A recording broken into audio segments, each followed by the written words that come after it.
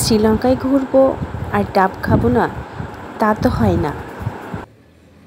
শ্রীলঙ্কার নারকেল বাগানগুলো যেমন দেখলাম, পরবর্তীকালে কিন্তু ডাবও খেলাম। আগে মালদ্বীপে গিয়েও ডাব খেয়েছি এবং শ্রীলঙ্কার ডাবও খাবো।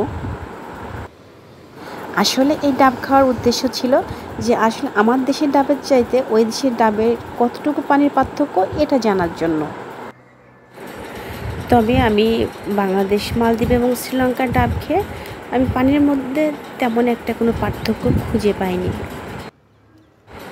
তবে শ্রীলঙ্কার ডাব গাছগুলি বেশ বড় বড়, কিন্তু মালদ্বীপের ডাব গাছগুলি অনেক ছোট ছোট গাছের মধ্যেই ডাব ধরে আছে।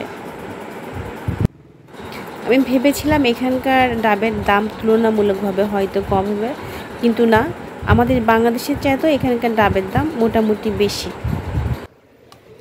আমি বেছে বেছে একটু শক্ত ডাবই নিয়েছিলাম, যাতে আমি ডাবের ভিতরে যে সাদা অংশটা সেটা খেতে পারি। সেটা আমার কাছে অনেক স্বাদ লাগে।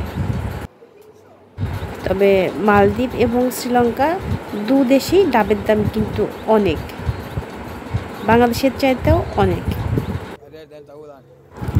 যাই হোক, শ্রীলঙ্কায় এসে ডাব খাওয়া, প্রকৃতি দেখা সব কিছু মিলায় একটা সুন্দর সময় পার করেছি। বৃষ্টি দেখা, বৃষ্টিতে ভেজা, প্রকৃতি দেখা সব কিছু মিলায় একটা অসাধারণ একটা সময় ছিল।